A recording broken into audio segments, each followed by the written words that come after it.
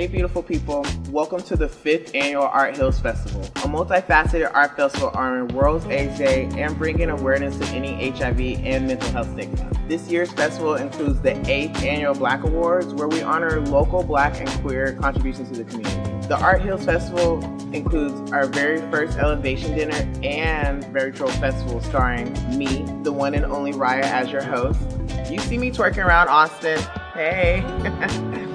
Stay tuned for some more words from WhatsintheMirror, patches by Jeaux Anderson, and New Orleans' very own Jasmine Pierre, and the Safe Place app.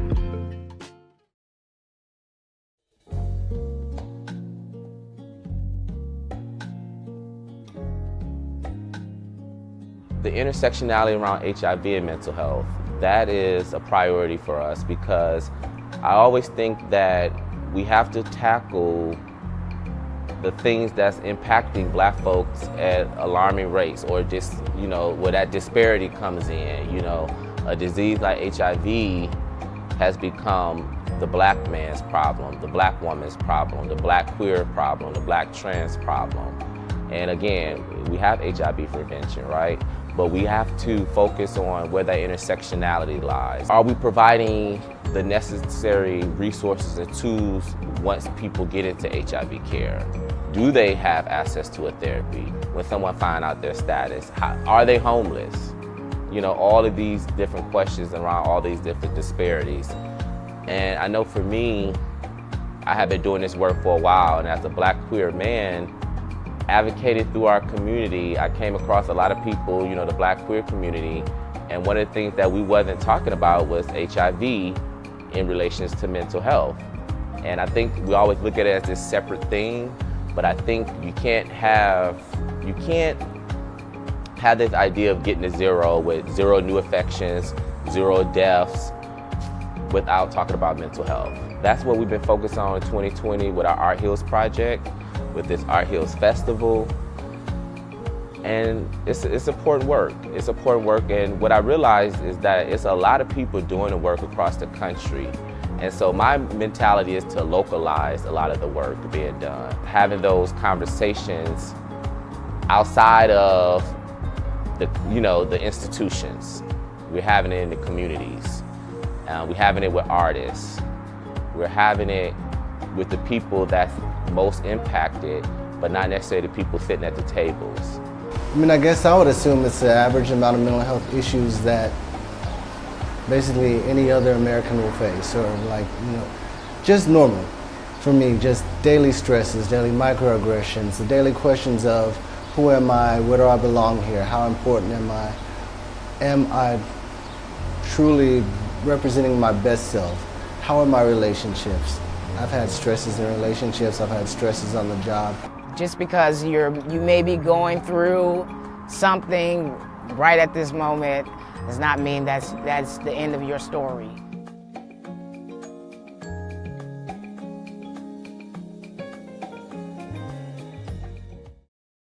Hi, my name is Jasmine Pierre, and I am the creator of the Safe Place app. The name of this class is called Art Exposing Psych Racism. In this class, you'll learn how racism and psychology has impacted Black people throughout American history. I'll be teaching you through facts, art, and storytelling. Let's begin. Let's describe the painting Drapetomania. So the painting is red. It has black and white words. Some of the words say whip, slave, toes, devil, run, runaway.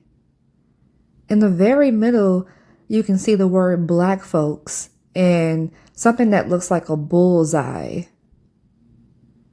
So let's talk more about what drapetomania is. In 1851, an American physician by the name of Samuel A. Cartwright created drapetomania, a mental illness created for any Black person who wanted to run away during slavery. Drapetomania was first published in the New Orleans Medical and Surgical Journal. It was also delivered before the Medical Association of Louisiana. The punishment for drapetomania was either the removal of both big toes so you could not run away, or they would whip the devil out of you. So how did I feel painting about drapetomania? It made me feel really shocked, angry, and sad learning the information and knowing this is how the psychology field used to operate. So how has the history of drapetomania impacted me as a Black woman navigating the mental health care system? Let's explore that. Now, as I explained earlier, one of the punishments for drapetomania was whipping the devil out of you. Now, even though drapetomania technically no longer exists, people in the Black community still believe that mental illness is just a demon. And I used to feel that way for years. Like I was just supposed to pray and read my Bible, and that was what's going to help me get through this. I remember there were times when I would go to the altar call at church, and I would go up there just so I could have the mental illness demon prayed out of me. And so I wouldn't have any more suicidal thoughts, and I would have a lot of shame when I would realize that they weren't going away, no matter how much I went to the altar, no matter how much I prayed or read my Bible. I remember growing up, there was this show called Girlfriends that I really, really loved watching. And it was about 4 Black friends. And there was an episode where one of the main characters, her name was Joan, she needed to see a therapist for something. And I remember her friend Maya saying to her, "Girl, we're Black. We do not go to therapy. We go to church." And I remember the first time I heard that joke, I thought it was funny because like, that's really what a lot of us in the Black community think. Like, we just feel like we go to church. We don't need anything else. We don't need therapy. And I never understood why we felt that way. I just knew that was something that we felt. I don't think many healthcare workers realize how deeply rooted the stigma is of mental health in the Black church and how this is linked to drapetomania. Many times church staff and preachers will blame you for not getting better with mental illness because of not praying, not reading your Bible, not coming to church enough. They're not educated on mental illness either, so it's like, it's really dangerous what drapetomania has done to my community. And we must talk about the policing aspect of drapetomania. The reason Black people would get labeled with drapetomania as a mental illness in the first place is because they were trying to escape slavery. So when they brought them back and they tortured them, this is a form of policing. And it still happens today in the modern day mental health care system, and I'll explain. Recent data has come out that show that Black people are 85% more likely to be restrained when they go to a psych ward or a mental institution. Let's talk about the next painting. This canvas is black, and the words and the numbers are colors like turquoise, yellow, green, white, purple, and pink. Let's talk about what the words and the numbers say. Black, 1700, immune, 1840. What does all of this mean? Basically, from 1700 to 1840, the psychology field believed that Black people were actually immune to mental illness. So let's talk about the next painting. The base of this painting is pink. Some of the word colors are turquoise, purple, and black. So what do the words say? Lazy is painted all over the canvas. Dysesthesia Athiopaka is painted in the middle. What does that word mean? Dysesthesia Athiopaka was created by Samuel A. Cartwright. This was an alleged mental illness that was the proposed cause of laziness, rascality, which means mischievous or dishonest behavior or activity, and disrespect for the master's property among slaves. Cartwright claimed that this disorder was characterized by symptoms of lesions or insensitivity of the skin.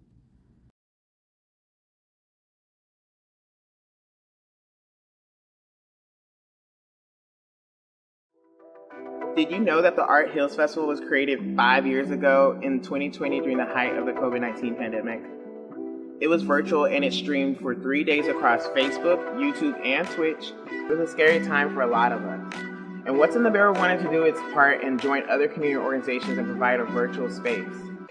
Goals then and now include providing an inclusive and impactful platform that engages the community around social justice topics throughout artistic expression. Exploring how art can be used as a mechanism to heal and restore vibrant ways of living.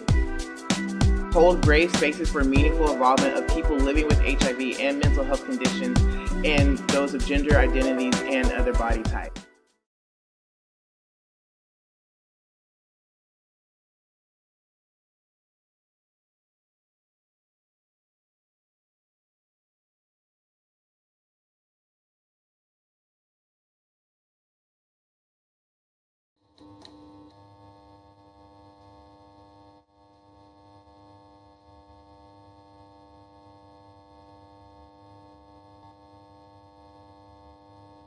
They be like, yo, what the fuck is it gonna take to get rid of this bitch? You can't get rid of me, bitch.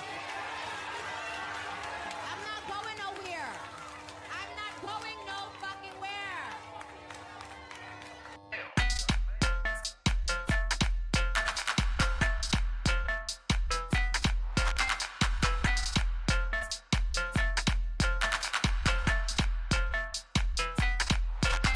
I'm a fantasy, your reality. Click, click, click, do what I please. Hit me with my sidekick, never been a side chick. Always been a white feed, never been a safe bitch. Oh, it's a princess ting. The age of 14, I was wearing rings, making Zanga things with my Dell PC. Memorizing codes is so amazing. HTML in my sleep, binary codes. Breakfast I eat, porn sexy girls are the dreams that I dream. And this is the life of 2014. Invisible page of the MySpace age. Hooked on for hours, place for place. Digital rage is my digital state. Digital junk, go page for page. Confessions of a cyber girl, escaping out the matrix world.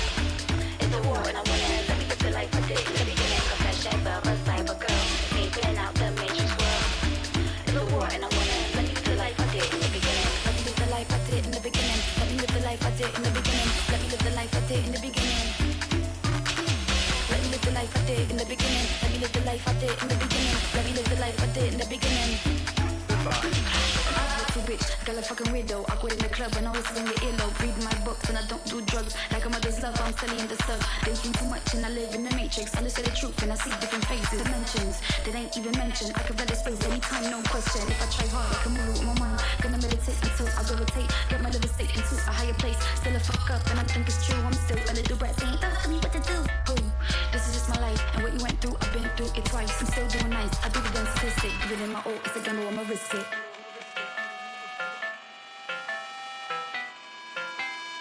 Within my all, it's a gamble, I'ma risk it.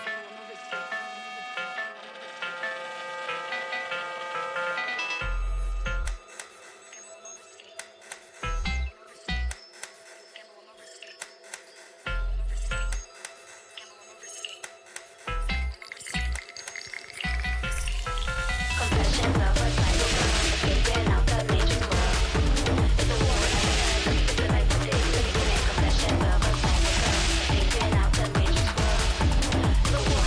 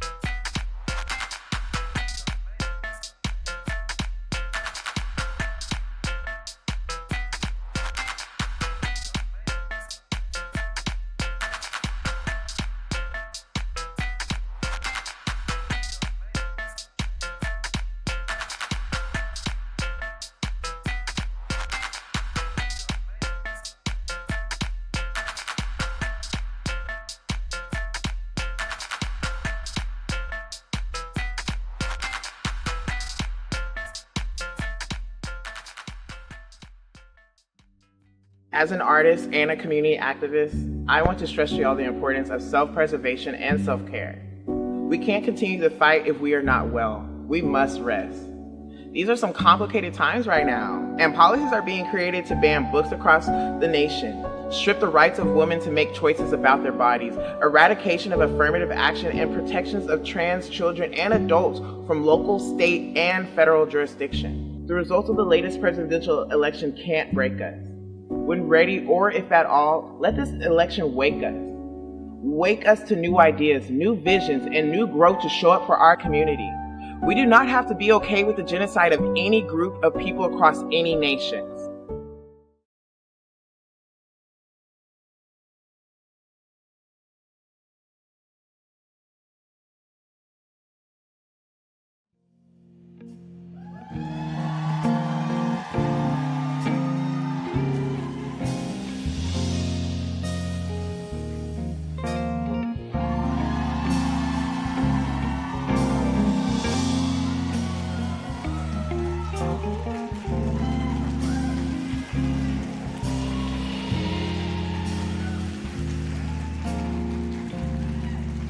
Thank you.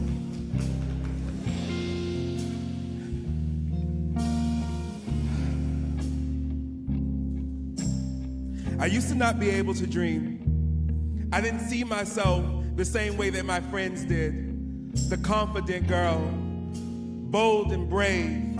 Often, I felt as ugly as the words that the world would call me. The truth is, I felt I would grow up alone. My love will be reserved for the culture, the community, never a companion. See, I was the big girl, the he's just too femme girl, the maybe he's just a friend girl. I don't see him a sexual way type girl. I don't like him like that girl. It didn't help that I grew up in an era of don't ask, don't tell. Closets were still our closest friend. Marriage equality was not the norm. Black queerness wasn't seen on TV, and it was very much so still taboo to talk about being gay at the dinner table. So for me, the dreams never came. I was never able to dream in fairy tales and fantasies because I lived in fuckery. Until I met Kelvin. And while he wasn't that great as a date, it was that he made me dream in color and see in rhyme. He made me feel confident in my body in ways I never heard before. With him, I wasn't the fat faggot. He made me feel sexy. He made me feel cute. He made me feel wanted and loved. But the secrecy of our romance got to me, and then there was Najee. He understood my quirkiness. He helped me heal. He listened to me. He told me that my emotions were valid, and I felt his concern. But he wasn't ready for the type of love that I wanted. After that, there was Colton. I mean, I could talk to that man all day. He showed me that your partner could truly be your best friend. I mean, we had the best times together. It was nice to have a love that felt so public. And while he supported me, he stunted my growth. I was so focused on him and us that I forgot about me. And lastly, there was Houston. I mean, that nigga had God-like dick. I felt the stars and sun type dick. Felt like I was having an exorcism from that demon dick. Like, he helped me patch together my little quilt of love type dick. Like, he told me that we could fuck together 4 times in one night, then start back moaning from back shots in the morning type dick. But I could never be more than a memory of a great weekend with him. Until I met him. I saw stars. I saw the moon. I saw possibilities and potentials. Maybe even kids. Okay, I'm lying, there would be no kids. The only kids that we would have would be spread between our stomachs. With him, I felt alive. I felt heard. I felt sexy. I felt bomb motherfucking pussy. With him, I finally understood what daydreams felt like. Thank y'all so much.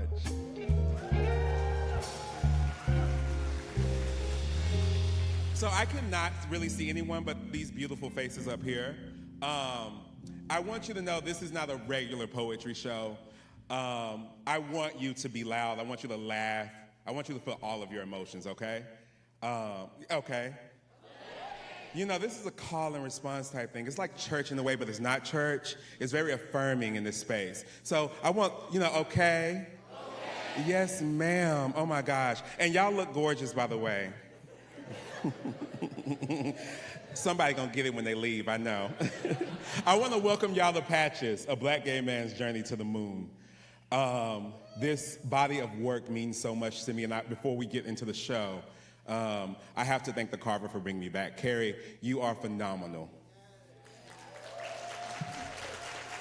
The work that you're doing here is incredible and it's vital to our community. So thank you for your leadership, your stewardness, and thank you for every fucking thing you do. If you have not noticed, I curse a little bit. I hope that's okay. There's another piece that's coming later. Girl, if you are taboo, if you don't like to talk about body parts, just use that as your bathroom break, okay? I want to tell you, and obviously I have not memorized these pieces yet. I can do that in October. But girl, we're gonna keep it moving, okay? Okay? Oh, that felt so good. Okay, I want to tell you the story of how my dream turned into reality, right? How a big-bodied, big-boned, black gay boy fell in love in a very white city. How I looked in this man's eyes and saw my future. How I patched together from memories and magic a man that I grew to love. So welcome to Patches again. But before we get to that special day of no plans, just vibes, I want to tell you how we met.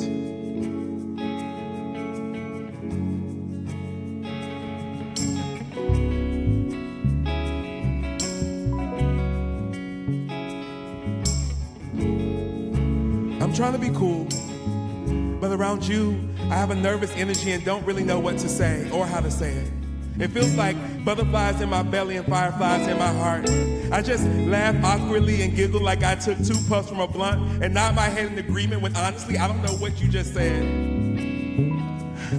I barely heard what you said and my body is here on earth, but it seems like your mouth is taking me to the moon. And the only thing I can focus on is your lips saying, oh. And then I started thinking about that perfect oh and moans and groans of me and you saying, oh. What were we talking about? Oh. The usually cool exterior I have is nothing more than a facade that seems to melt away with every syllable you speak. It's like you're undressing me with your mouth and your lips continue to make that oh. Gravity ain't bringing me down, so I must be floating in the galaxy of your aura. You're the first guy in the wild that I know that's like, your smile gives me goosebumps, like I get giddy like grade school, like I'm feeling slightly out of practice, out of my element, like where is the Joe that keeps kissing niggas in the club? Give me that Joe's confidence and swag and style, because the one standing in front of you is awkward, unsure, and low-key. I don't know why you see what you see in me, why you would even look my way. I wish I could look at me through your eyes to see the version of me that intrigues you. Maybe I can take some notes and see the beauty from your eyes. I have high hopes for what could be, but my heart and mind are in lockstep telling me the only thing of what is. For a brief moment, I think of the bravado my other friends have. How can I take all the elements that they have? How can I step in their shoes and feel so magical? But I can't. It's just you and me. And as I come crashing back down to earth, I realize a whole bunch of strangers are around us waiting to finish this silent disco between us. I can't help but smile at the thought of me and you under moon's light talking and vibing and just being, only to realize that isn't my story. Guys like me don't get the fairy tale ending. And those of us that do get to grasp on our friend named love are few and far in between. I'm an optimist that eternally thinks the worst will happen. It's like God gave me the worst of both worlds, where I see the possibilities and feel the pain of the reality. My visions of love have few victories. The scars I wear are of survival. I went to battle with love and won and lost at the same time. Anything else for you, Joe? And there your fucking lips go again. Sending me back into his tailspin, I drop my wallet. Oh no, I say, embarrassed, humble, horny at the same time. I gotta go, but thank you for taking me to the moon. Thank you. So yeah, I met the nigga at Starbucks. And you best believe I got free coffee every time I went in. My sandwich was ready for me. The bacon was extra crispy because I like it that way. I know some of you didn't know you could do that, but yes, my man did. He also introduced me to the cheese danishes. I did not know it was cream cheese, so when he offered it, I said, what? Shredded cheese on bread? Okay, sure.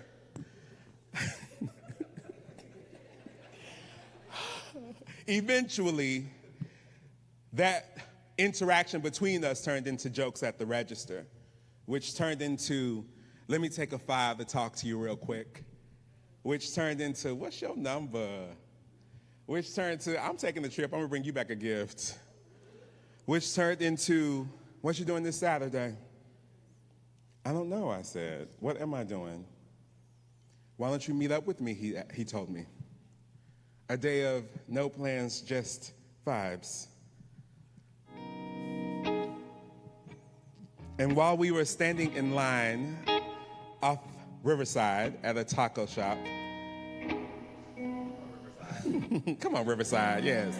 Girl, you already know, bitch. You already know. Told y'all it's a call and response type thing, okay? I can't see you, but I can hear you and I can feel your energy over here, all right? So yes, we was on Riverside getting some tacos. Now the spot has closed down, so please don't ask me. I didn't know the name of it. I just knew the taco shop, you know? But anyway, okay, back to the story, okay. So we was in line and then he asked me, so, tell me about the cliff. The cliff raised me, and while Austin may pay me, the cliff made me. Poured into me my purpose, made me stronger and more skilled in my soul. My heart was too big to let the bullies beat, batter, and break my spirit. The cliff saved me. Taught me to be tough and to take the hate that would come in the form of foes, friends, and family. I grew up at the intersection of Wheatland and Willoughby, protected by the dealers they demonize on TV. Surrounded by aunties and uncles that weren't my aunties or uncles, but had the explicit permission to snatch my ass up like they were my aunties and uncles. The cliff, where we had cookouts in our complex as kids played red light, green light, Simon Says, and hide and seek before we knew about the evils of the world. I had my first kiss in the cliff, and his name was Cameron. And we always played house before we knew what playing house really was. I remember not knowing we weren't supposed to do it, but that kiss felt natural to me. It felt right. I grew up in the cliff where Linda did not cook on Fridays. That was reserved for a trip to Blockbuster Video, Be Kind, Rewind. And Pizza Hut was definitely mandatory. My mom had to go pick it up because delivery in our zip code was not an option. I wonder why. But sometimes we go down the street to Paula's food truck, and my mom would say that we could get what we wanted. Now, I don't know if Paula had a license, probably not, but the food was bomb pussy. The cliff, where we stayed down the street from what they called white boy land, which I later realized could have just been another name for gentrification. I had my first girlfriend in the cliff. Her last name was Cooper, and we was definitely hanging tough for a few months. And we got together because we were in this play where I was the evil twin of Santa and she was Mrs. Claus. And please, give me a round of applause for being able to play straight. The cliff, where gangbangers with grills and goatees was the greatest. Slabs could mean ribs or rides. Saturdays were never lazy, but consisted of all-day Little League football games. The cliff, where washers and dryers in the apartment were a luxury, and we had to walk to the laundromat before Nivea made it cool. The cliff, what some would call the hood, was simply home for me. The cliff made me. The cliff raised me. The cliff is all I fucking knew. That's my hood.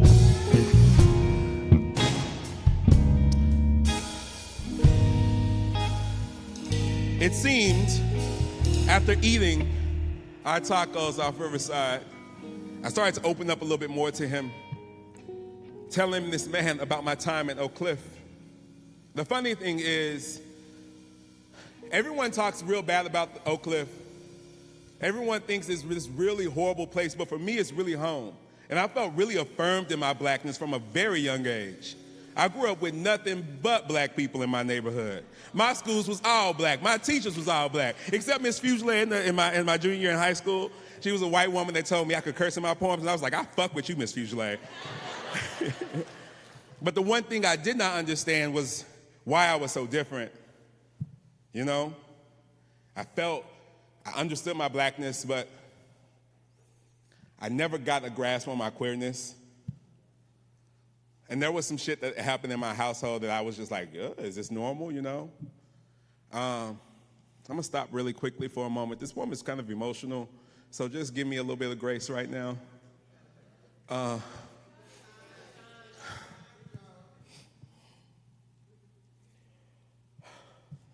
It's called fire trucks. While some kids in elementary school were worried about cartoons and cereal, my experience was worrying about the woman that gave birth to me. I had to be in kindergarten when I saw my mom and my stepdad for the first time have an altercation. And I don't know what started it, and I can't remember how it ended, but that moment is burned in my memory.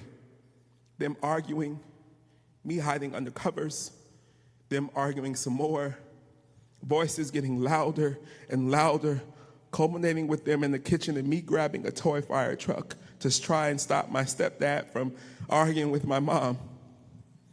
I guess in a way, it was a day of celebration, since it seemed my brother was crowned as the man of the house that day.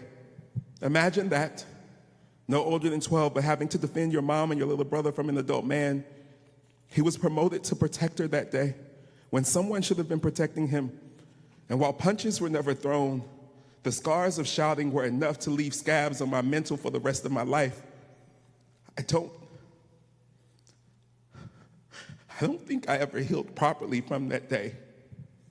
Throw in the fact that my own father was a fuck up, combined with the way that the kids in school would treat me, my impression of black men was less than ideal. They were, in my mind, manic and menacing. If I'm being honest, it's taken a long time to really feel comfortable around straight black men. I didn't know how much this fucked me up until I started loving black men. And I refused to blame my mom, because she had her own struggles with how to love black men as a black woman who weren't properly healed from their own trauma. How can both of us love those who continually disrespect us? And here I am as an adult man, an adult black man, loving black men that grow up with stunted sensibilities, and I am one of them. I love the liars, crave the cocky ones, run after the ones that show rampant disrespect. The demons and the devils are the ones I seem to truly desire. It's like I'm chasing my dad's love all over. And I'm tired, because I feel like a gerbil in the wheel, just going around in circles and circles trying to break the curse placed on my generation. Who knew the legacy and lineage of love would leave me like this? I'm tired of fighting my family's cycles of abuse and pain, but I continue to perpetuate patriarchy.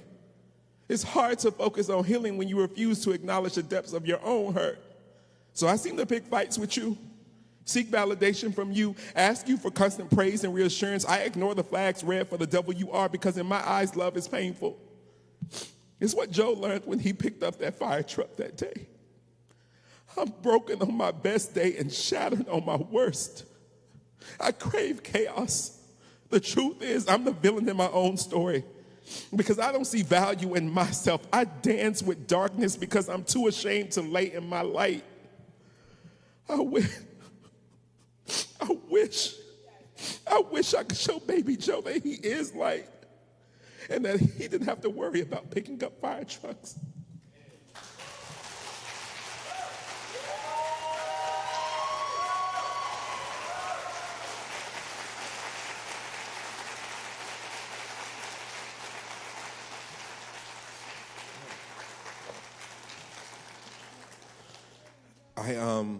I wasn't able to do that poem when my mom and my brother came. Even though my mom really wanted me to do it, I told her, just seeing their faces right here in the audience, it was just a lot for me. And even doing this in front of people like tonight is a lot. But I think it's important. I think it's important that we talk about the pain of growing up as a 90s kid, early 2000s kid, and not having anyone who understood what it was like to grow up black, queer, femme, othered, and how our families did not have the tools to give us what we needed. And it's not their fault, and it's not ours either, but it just kind of is what it is. And I appreciate them now for learning and doing the work. And so if anyone tonight is struggling, and this is not part of the show, but if anyone is, I just want you to know, like, people can change. My mom is a living testimony. She's my biggest fan, and so thank you. So I just wanted to share that with y'all right now. Okay, let's get back to the fucking show.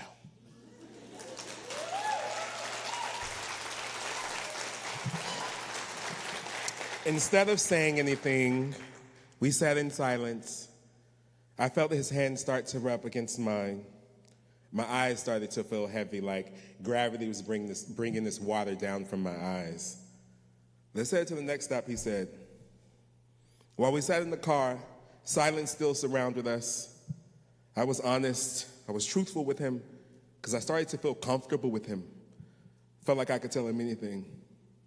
I think Baby Joe will be proud of the man that Big Joe grew up to be, he told me. And I smiled, and I said, I think so too. So, were you out growing up, he asked. Yes. No. Girl, let's edit that out in post, okay? No. But the closet I was in had rainbow carpet with no doors. It seemed like everyone knew but me.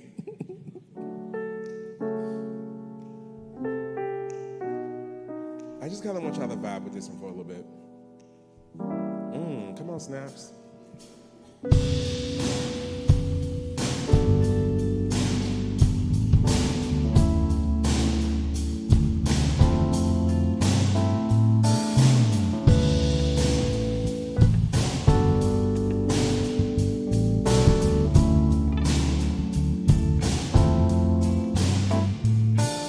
The first time I saw me on TV was a black rom-com series named after a nigga from the Bible. And it didn't feature no animals, nor was there a boat, a pontoon, or a ship.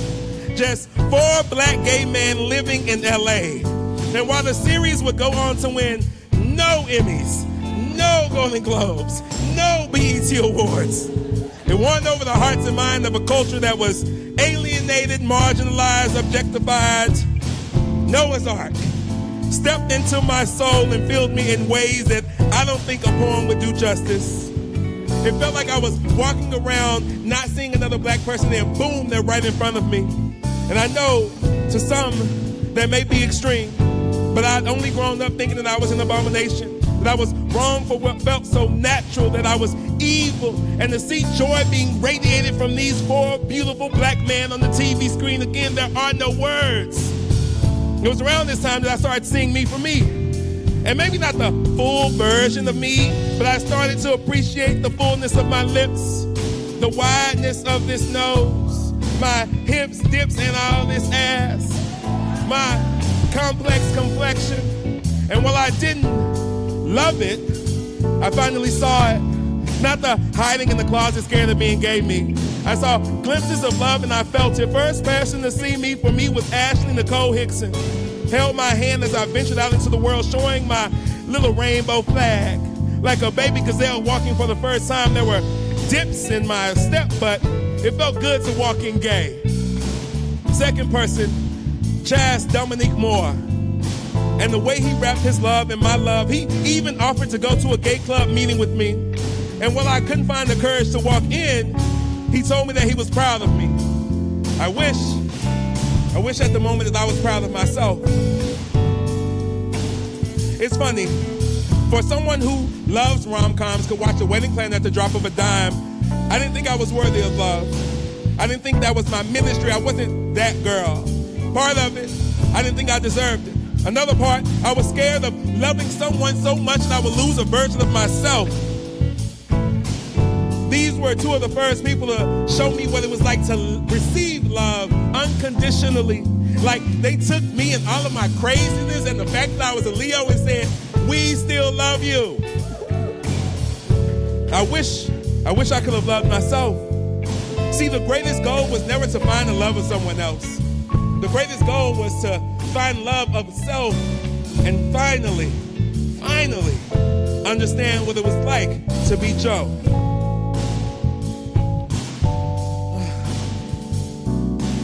So, as I'm talking with him and vibing, I realize I kind of like this guy.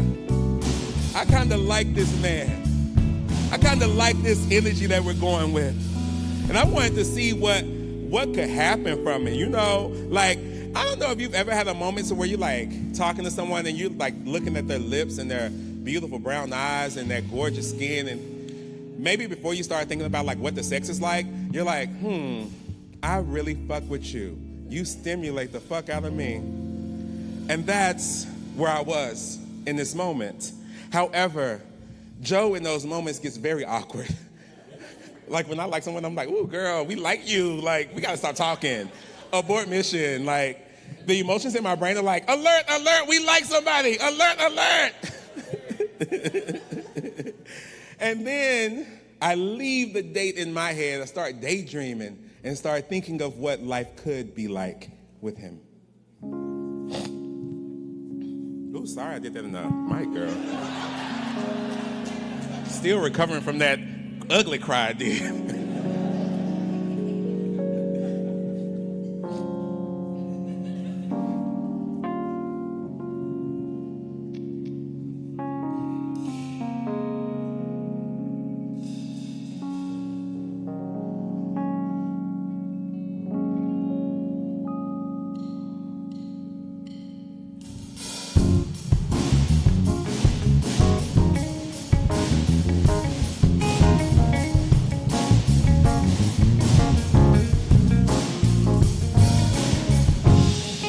I felt Dr. Strange when he was going through the mathematical calculations of the Avengers being Thanos' ass. Because honestly, that's what it felt like when I met you, trying to get to the one outcome where you and me become we, and I can retire from this Joe lifestyle, which the others will be called the whole lifestyle. See, I'm ready to be booed up. I want to dabble in the streets, then go home and dabble on the dick after I'm drunk off mimosas and vodka waters. Then we can order some pasta, smoke, and watch the Housewives of Atlanta while you rub on my booty and my beard. So, I'm asking Cupid and the constellations for guidance. Show me the way to this nigga heart because I'm tired of hypotheticals. I'm past possibilities. I no longer want to dive into dreams. I'm ready to be romantic to the reality of a relationship with you. And maybe, just maybe, you see the vision. And I don't have to continue to write your name next to my name or my name next to your name, thinking that what could happen, should happen, would happen. The situation just is. You make me feel like I'm from Houston during the 94-95 season when Akeem Olajuwon played for the Houston Rockets. And no, I don't know what that means.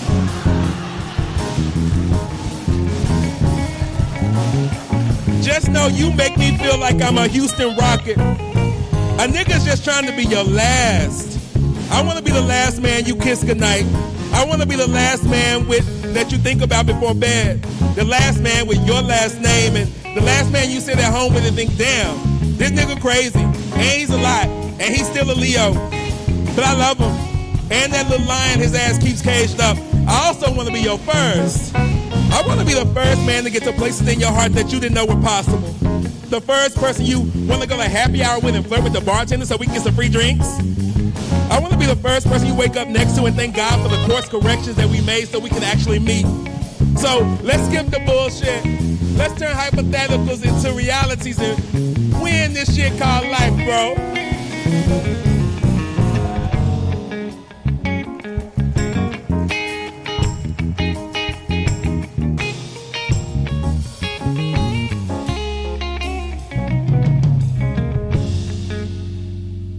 Joe? Huh? I said, girl, as I told you, I had went into my own world. Baby, I was in a rocket on the way to the moon. This fine man next to me was giving me everything I needed. Well, not everything. but we'll get to that later. I don't know if anyone has seen Insecure. Have you seen Insecure, Rachel? Like, make some noise? Okay. It's like that moment when, I think it's the first season, when Issa like looks at Lawrence and she sees that they got married, they had kids, they had a wedding, all that shit. That's all. I looked at him and I saw the wedding, I saw the marriage, I saw my friends, my family there, I saw us buying a house. There still were no kids, but I saw the future, bitch. Some people might even call me Jean Grey, you know? Okay. So finally, he asked me what I was looking for. He said, what you want? A man, a boo thing, a husband. What you want?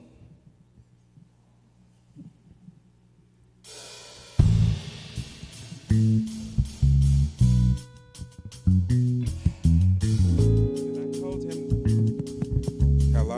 Okay. Can y'all hear me? Okay. Can we cut me up in a little bit? So I told him this. I just want an easy love. I'm not trying to fight every fucking day type love. I don't have to worry about you being physically unavailable, mentally unstable, emotionally ungrateful type love. I want a rhythmic love, a love that makes me want to dance from happiness type love, doing the two-step in my living room to my favorite records type love. I want a love that I don't have to second guess, worry about being less, always going through mess. I do not need a hand-me-down type love, because that's the only thing I seem to have been passed down type love. So lighten my load type love. I can't carry us both type love. This ain't footsteps love. And I know that might not seem fair, but I was carrying both of our burdens and it ain't in the cards love. Just give me heaven because I already been through hell type love. And I deserve a slice of happiness type love. And I'm not saying there won't be hard times, but in the past, that's the only thing I was dealt and felt. And I just want to be in a place where we got some ebbs and flows type love. We shouldn't be in darkness all the time type love. I want to see light love. So love, give me that wake up on the Saturday morning, cleaning up the house, watering our plants, ordering food, sipping some rosé type love. Or chilling with my friends on the rooftop, having some libations, laughing extra hard because we all hot type love. Or me and you on the couch, watching the documentary because I saw it on Twitter and I wanted to see it with you type love. Love, I just want an easy love. So we left Richie's, walking across the way to Black Vinyl. And it's one of the stops that I wanted to get an older record from. I don't know if anyone has ever tried to buy a record that isn't in press anymore. Unfortunately, my budget would not allow me to get that record. If you can find Snow Allegra, those feels again, let me know, girl. That shit is like $150. That's Beyonce prices, like the concert. Sorry, Snow? Okay.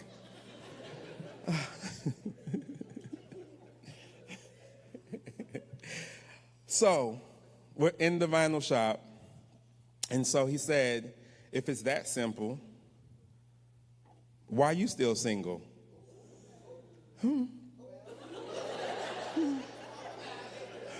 Now let's talk about it. You messy. So I told him, it's because I keep finding fuckboys. How you like that?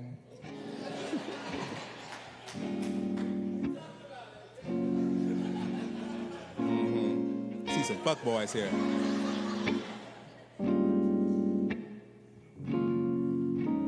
I carry the burdens of black men, like the loads they pump into me in bedrooms and back alleys.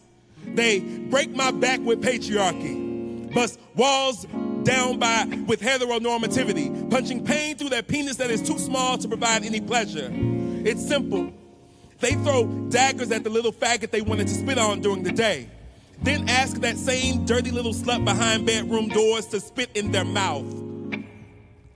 I'm their DL little secret, the skeleton cloaked in the closeted confines of their cockiness. I'm the one they hate to love behind locked doors. It's funny. Behind those same locked doors, I love to hate myself. I guess that makes us a match made in hell.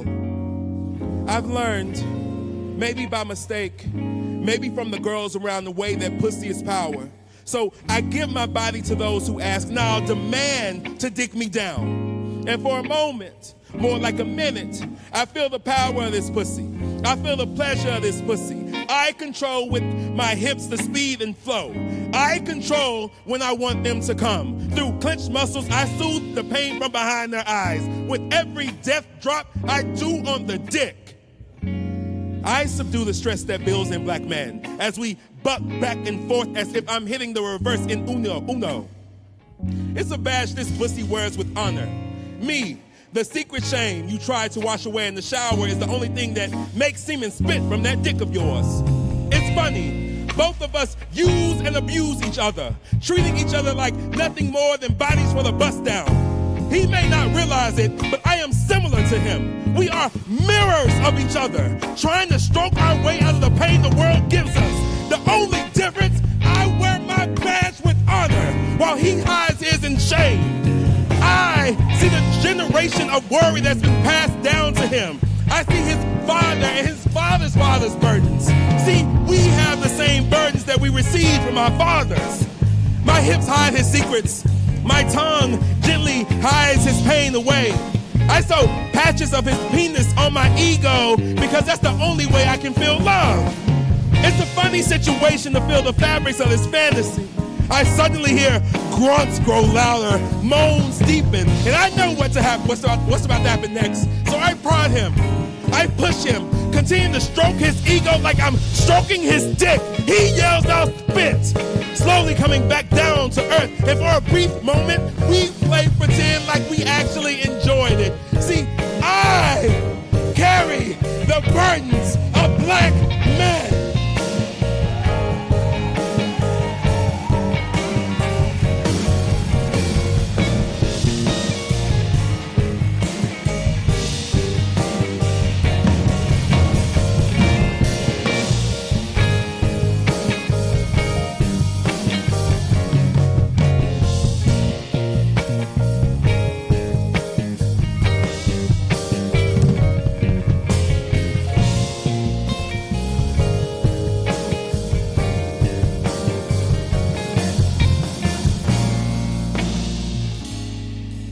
Thank you so much.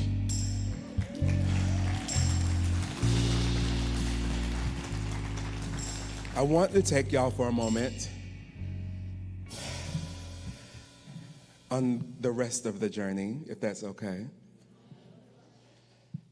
So, around this time, I skipped this in the piece because the crying threw me off, but we also went to the farmer's market at some point. Girl, I told you, give me some grace, girl. But no, so after a day of the taco spot off Riverside, we went to the farmer's market, we went to Richie's, we went to Black Vinyl, we stopped at the Carver.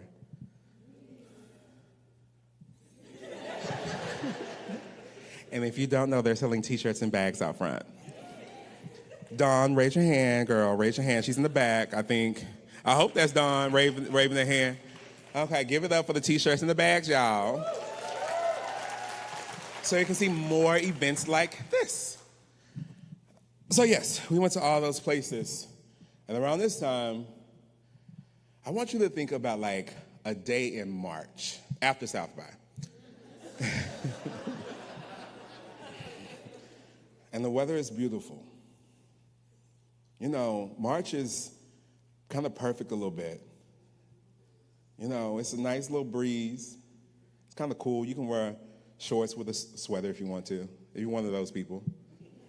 No shade to those people. I am one of those people. We see each other. But, so we ended up at Auditorium Shores, near the water. And after going through the Juneteenth exhibit at the Carver Museum, we started talking about our families. We started talking about each other and who we grew up to be.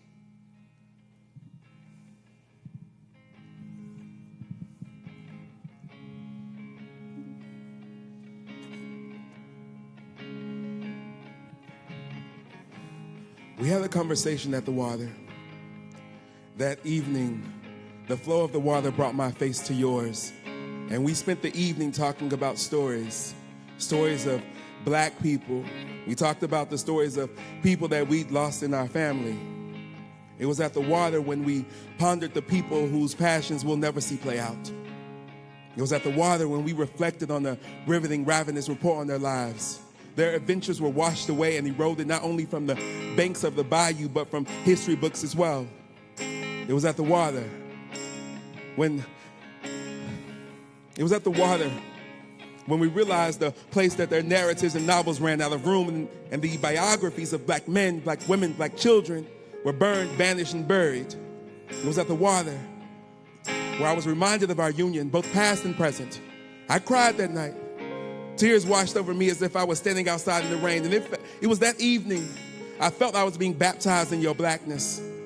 Felt like our ancestors were acknowledging our potential union and bowing their heads in reverence at the recognition of the love that radiated from our refuge. I wanted to be washed in all of you, surrendering to the serenity of not only the seas, but of your soul.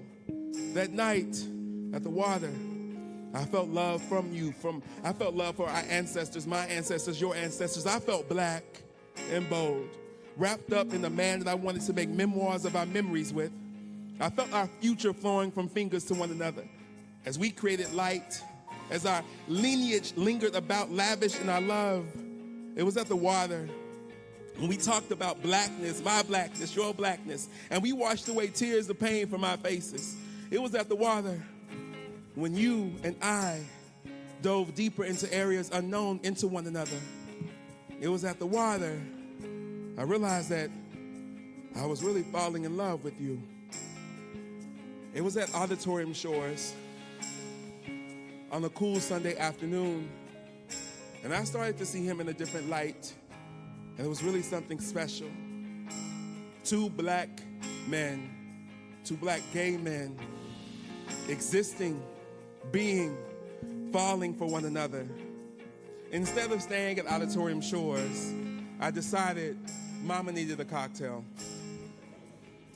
Sometimes you just gotta do what makes you happy, and in that moment, a Grey Goose and cranberry with a lime and a lemon was gonna make me ecstatic.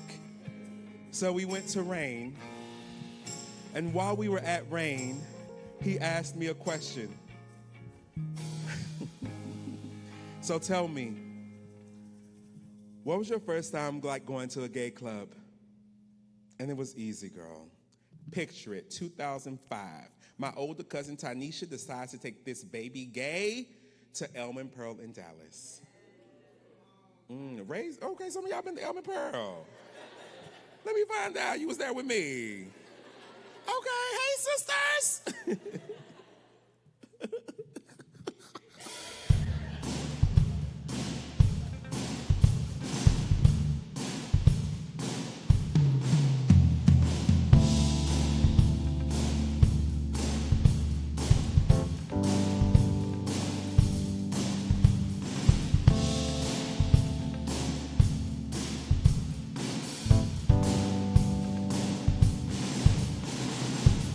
Before the white people fucked over Bishop Arch, gentrified the grounds, and pushed out our provocateurs to make it a cool spot that lacked the magic of melanin, niggas lived there. Beautiful black faces resided in spaces that colonizers now call home. It was nigga heaven. A neighborhood built brick by black until colonizers realized how cheap the area was for it to be a hop, skip, and a jump from downtown. Then they moved the niggas out.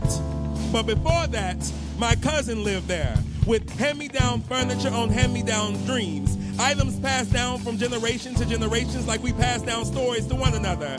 Furniture that seen and heard some things. Maybe some situationships, and hell, maybe even some semen. Furniture that at its core was free. My eyes, barely legal at the time, stare at her in amazement. I'm beside myself. She lived in the spot where the food banging, the scene popping. And I felt giddy because on this particular night I stayed with her, we were going to go to the club for the first time. I remember being in the living room and in my American Eagle polo with the collar pops. With some denim jean shorts, no doubt also from American Eagle, sipping a pina colada that I thought made me groan. And there is an abundance of cool water in the room as I sprayed my body down. Apparently, I wanted the club from 2 blocks to also smell me. There's an excitement as I ride to Elm and Pearl, even though the ride wasn't that memorable. I felt the magic of the moment. It had to be what my parents felt when they were like in juke joints and dive bars. I was there in nigga haven. The mask I wore slowly started to dissolve with each step I took as I saw the melanin in their movement, the freedom of us by ourselves, dancing our sorrows away. Rainbows of mahogany in front of me, men with bulges bigger than some booties. This is what nigga haven is. There is a show going on the main stage, and honey, the host was getting the girls together. Men were dancing with dollars in their muscles, in thongs that I had never seen before, while everyone was drunk off the pussy punch. What was in it, we still don't know. For a brief moment, I felt good. I felt safe. I felt like I was finally starting to see the version of me that had been in hiding. It was at rain, in the middle of the day, when we danced. We danced simply because we could. We danced simply because there was space for us to do so. We danced to make us happy because we were filled with joy. I realized as we danced, I couldn't continue to dim myself because others were too afraid of my light. I was big, and I couldn't continue to shrink myself because folks are too scared to be in the presence of a giant. And see, he understood that. In this moment, I allowed myself to release any hesitation because I love this man. Oops, sorry. Ooh, reverse. I liked this man. And apparently we looked good together because someone bought us some shots. I knew then that while he wasn't my boyfriend, we went together real bad. And I just wanted to cuff him.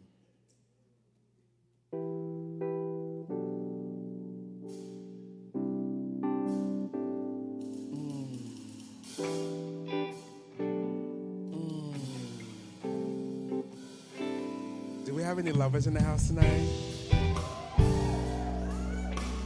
I said, do we have any lovers in the house tonight? Do we have anybody that's getting cuffed tonight? Damn, y'all ain't getting cuffed?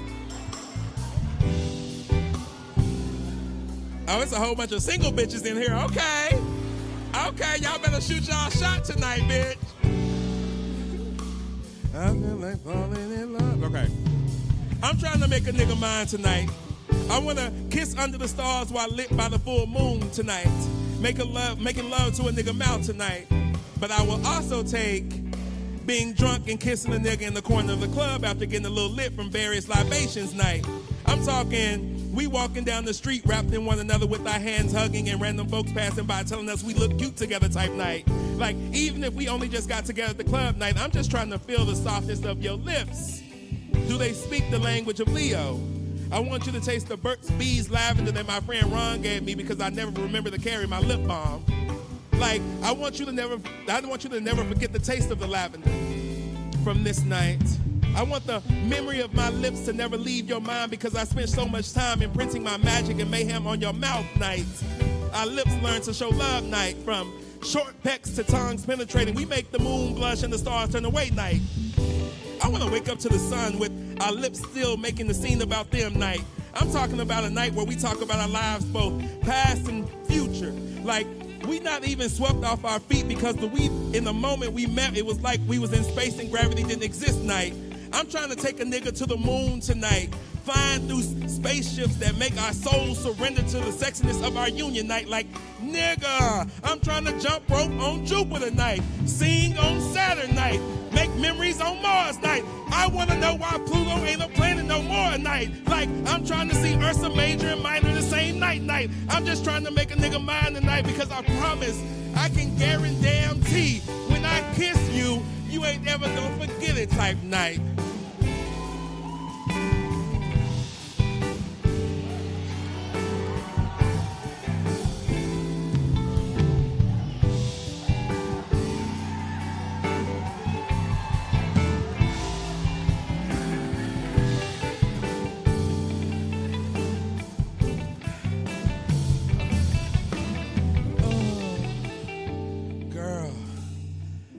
else did something I shouldn't have, child. They was gonna be calling Carrie shutting down Juneteenth next year, girl. So let me keep it PG-13-ish. We'll get NC-17 in a minute. Okay. So, I don't know if you've ever felt like you don't know when the moment is to go in for a kiss. Some of y'all do? Some of y'all don't? Oh, because who said no? I heard you, girl. We see each other, bitch. We see each other. I'll be like, when we going in, girl? So this is what I felt during the entire day. Like, when do we go in for the kiss, girl? Like, your lips look good. I know mine look good, girl, because I got this lip balm, lavender, girl. Ready. Does anyone, like, pick lip balm flavors, depending on the person you're dating? Ooh. Get into it, girls. Get into it. That's some free game right there. Especially if a bitch tell you, like, oh, I love strawberries. Okay. Say motherfucking last, girl. It's very delicious. So, next thing I know, girl, it is 9 o'clock. And we have been at it since 8:30 a.m. Oh, y'all ain't had no plans, just vibes date? Some more free game, girl. But only with the girls you like, not, some random bitch that you're trying to, girl, call me so I can leave the date. Never that. So as I realized it was 9 o'clock, my stomach also remembered, bitch, we have not eaten. We've been snacking. Like, I'm hungry. I'm ready to eat again. So he was like, let's go to H-E-B. I'll get some stuff to cook you a little dinner, girl. A nigga that feed me too, girl? They're gonna cook for me? And he give me free Starbucks? Making sure my bacon is extra crispy like I like it? Girl, y'all would like him too. Oh, my man. So we walk into H-E-B. I'm looking good. I'm feeling good. I'm smelling good, girl. With this man that's gonna be my man real soon. After the first date, girl, it's gonna be my man. Like, no questions asked. He is mine, I am his. Well, maybe not the second part, but he is mine. Gotta keep our options open, And so as we walking in, laughing, vibing, I look up. My motherfucking ex.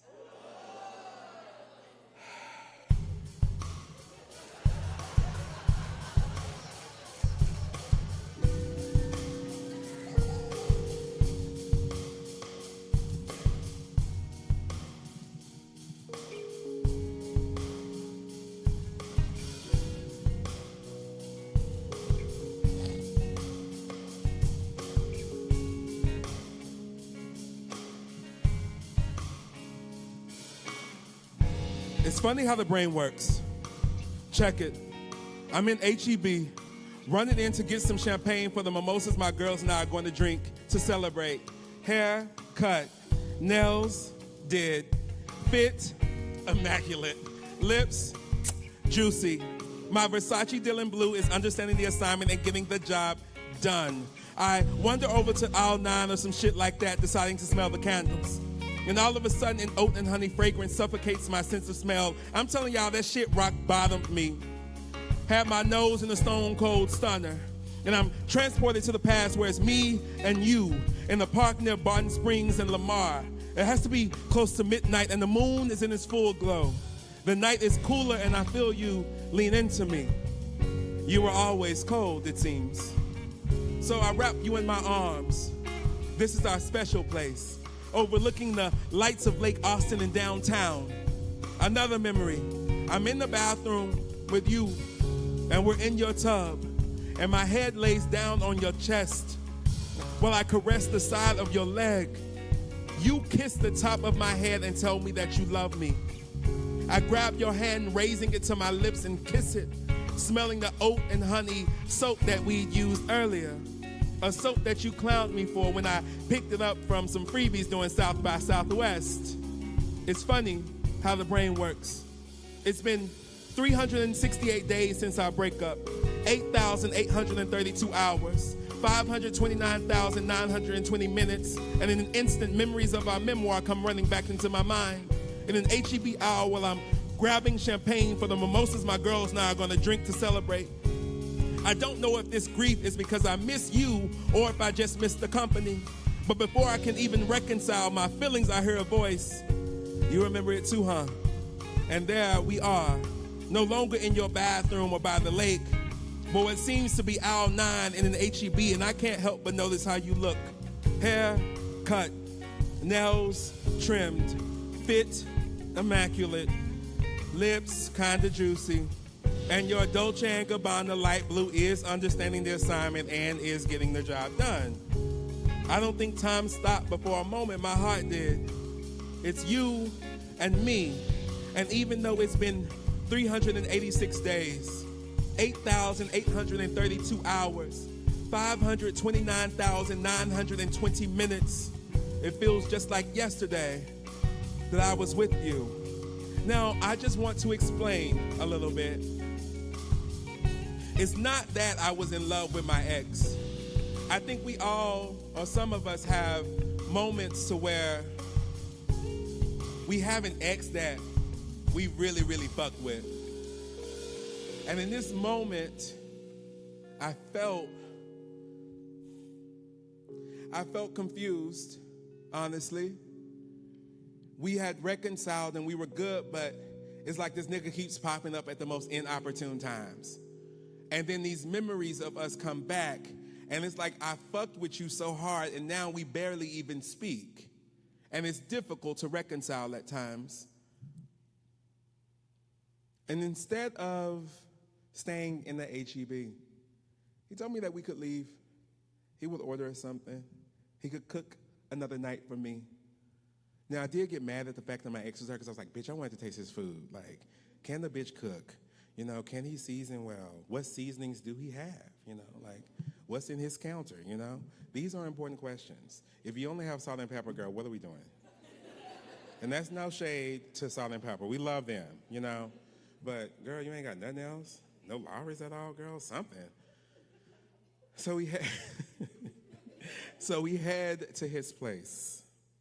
And I knew the liquor was creeping in, girl. And at this point, the question started to go a little left. And next thing I know, as we're walking into his place, he sits his keys on the counter, his wallet. You know, I'm checking the space out too, you know. Is it clean? He got furniture and shit. You know, I'll tell you the story about how I went to somebody's house and they had no furniture. No shade to people that don't have furniture, but girl, you invited me over. Like, this did not have to happen. And as he did that, he asked me, what's your favorite body part? Girl, you know a bitch had an answer.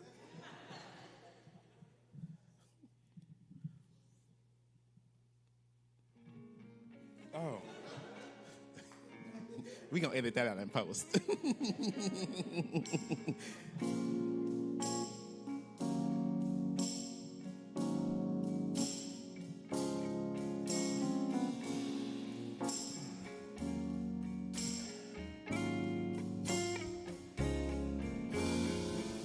My dick is heavenly.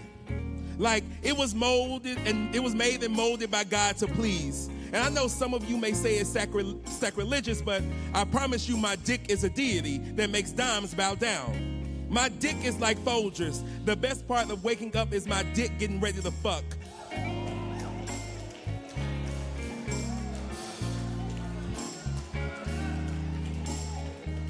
My dick is dynamite.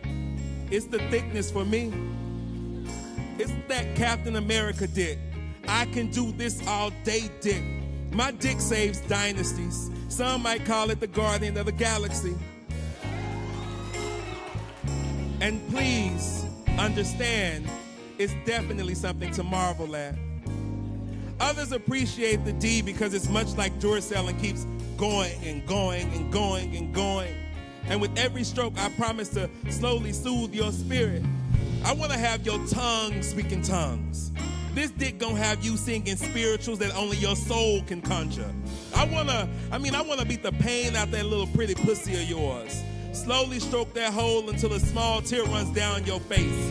I'm trying to give you back spasms with your orgasms. Nigga, I wanna beat the brakes off that booty. Like, have your cheeks clapping like the first lady in church on the day that the choir is choiring. Call me Magic Mike, or better yet, call me Houdini, because I'm about to make this thick 8.5 disappear into that heavenly hole of yours. Now you see me, now you don't type dick. And best believe we doing the sequel the same night. Now, I ain't the biggest, but I break backs. Ain't the thickest, but I can make your toes tingle on a regular basis. They call me Dr. Feel Good, also known as Pastor Feel Great. Some niggas even call me Mr. Plumber because they know I'm about to pipe them down. This dick is spiritual. I mean, they call me the professor of pleasure. And trust, I love giving my students a D. I fuck fairy tales and fantasies out of fuck boys. Make niggas call out Jesus Christoph because they brain so fucked up from getting fucked up they can't remember Jesus Christ. My ass is astronomical, yes.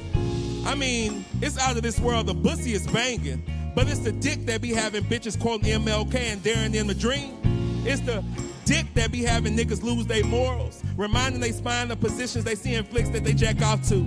My dick whispers to the body, the inner crevices of your booty, speaks to your pussy in ways that you didn't even know were possible. I French kissed that hole with the head alone. My dick can read your mind and fuck your memories out of you and the other niggas that you've been with. A reminder, this dick is dynamite.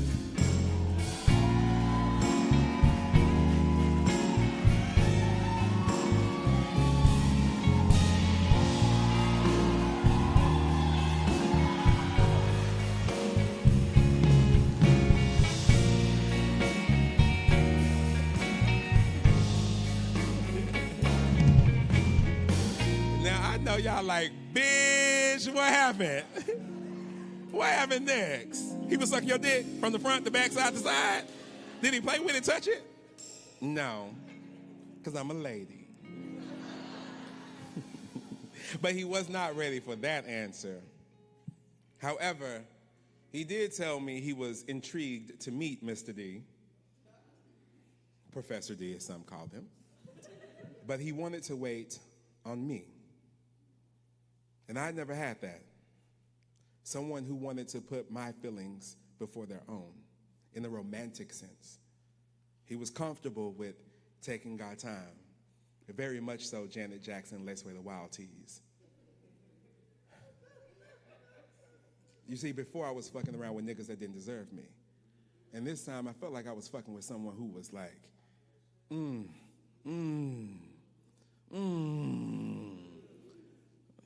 That's a man, Mari. Oh, girl. Oh. And so finally, as he's ordering our DoorDash, I said, it's time for me to ask questions around here.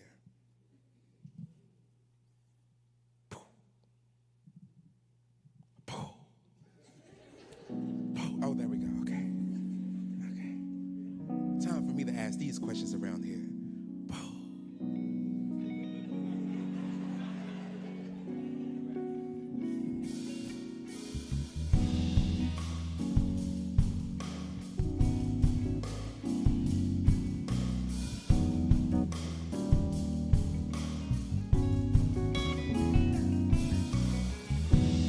Your mama know about you?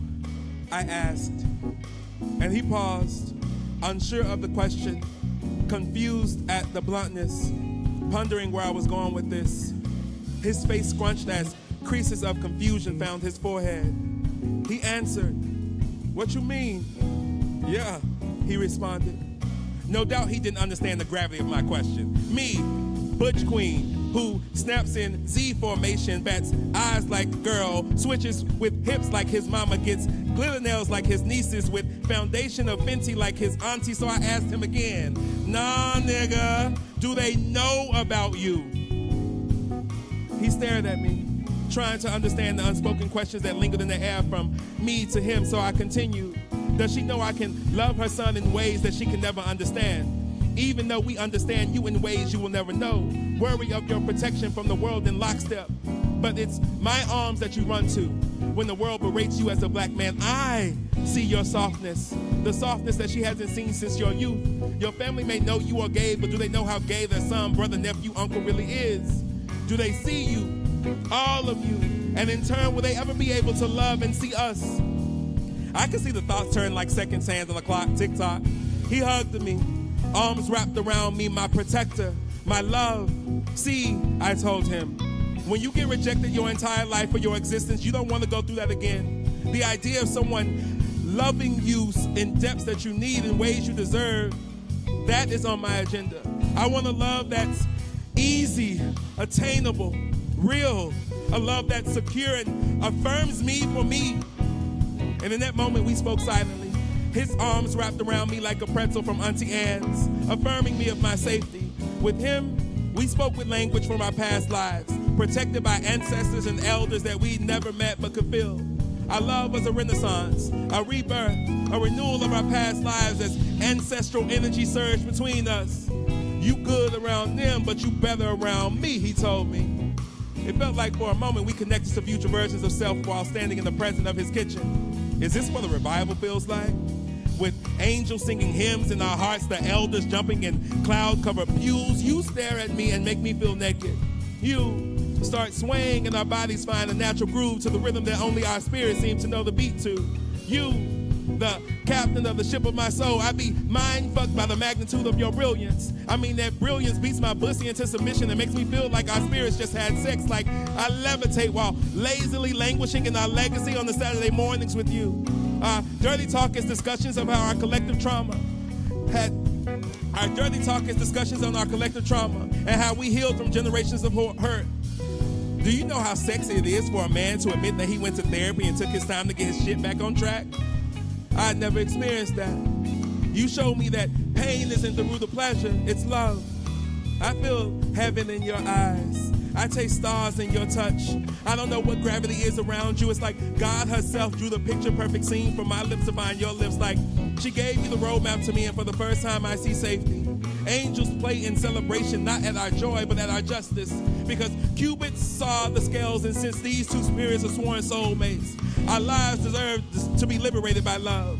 You feel like Saturday mornings, playing Stevie Wonder songs in the key of life, cleaning the house, cooking breakfast, getting our grocery shopping done, and lighting candles all before the clock strikes noon type of love. Do you know how good that feeling is to go to Sunday Funday with mimosas and come back and you ready for Monday with your man? I am enamored with your energy. I want to get high with you because this got to be what heaven feels like. I love you in ways that were only possible in my dreams. You are a dream. You are my dream. My mama know about you, I heard you say, as our bodies swirl in your kitchen. She know about this fine-ass femme dude from Oak Cliff that got a pretty pussy and a big dick that got a little ego because he a Leo and he been through some shit, so he guarded in secret. Hell yeah, she know about you. But more than that, my family knows about us. And at the end of the day, that's all that fucking matters. Thank you. Unfortunately, we've come to the end of the story tonight. Can we get the house lights up real quick? I want to see everyone.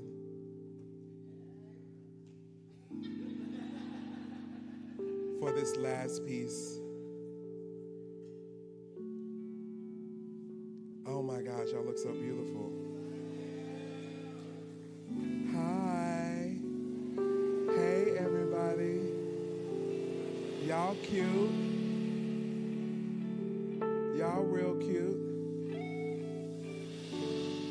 I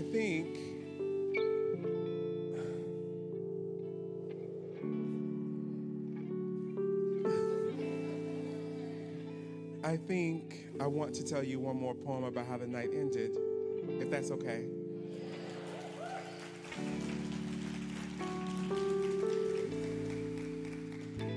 So we ate our DoorDash. We're reviving with one another. simply enjoying the conversation. And baby, next thing I know, 2 a.m. had crept up and saw me. And I said, baby, I gotta go home. Not baby to him, but you know, in my mind, baby. Because it was too early to call him baby. I didn't even know that man like that. But he was my baby, if you understand what I mean. Not my man, but he was my man. I had a good time with him. Until next time, I said, as I called my Uber. And you know,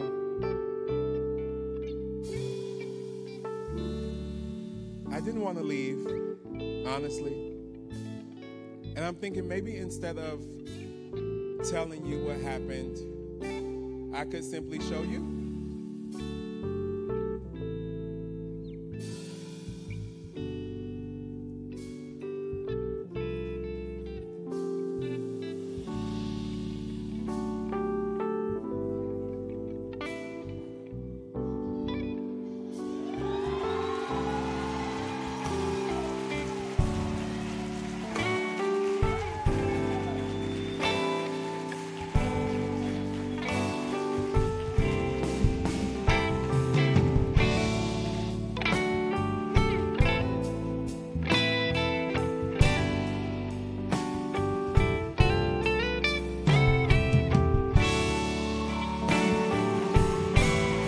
Thank y'all so much for having me tonight. Thank you to my man.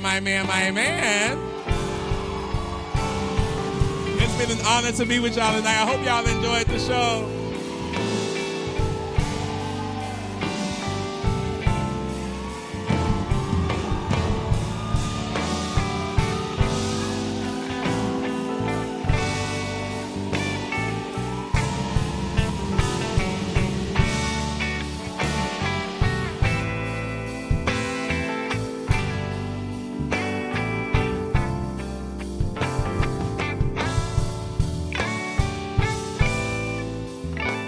One thing we did this year to begin healing for our community is our first ever Elevation Dinner, presented as Elevation Dinner, a community gathering. A dinner party that is used to uplift the spirits of Black queer artists and use our creative lineage to bring out all of our community. Join us for an evening of joy, nourishment, and deepening of community bonds. We're gonna gather around the table. It's gonna be a farm-style table dinner party here at Beer, Bird, Brewing, and private event space. Also, shout out to them for holding space for us. The dinner menu is gonna be epic. It's gonna be a celebration of Black culinary traditions that are gonna be infused with love, care, and non-psychoactive herbal medicine. The ingredients will be sourced from local farmers, so you don't even have to worry about it being shipped from anywhere. All local. We will open the dinner with a moment of prayer, ancestral reverence, and celebration of Black queer artists from our creative lineage using our prayer altar. Prayer for dinner will start at 5 p.m. so you cannot be late. Following the dinner, we're going to have an evening of performances from Black LGBTQIA artists throughout the evening. I can't wait to see y'all there.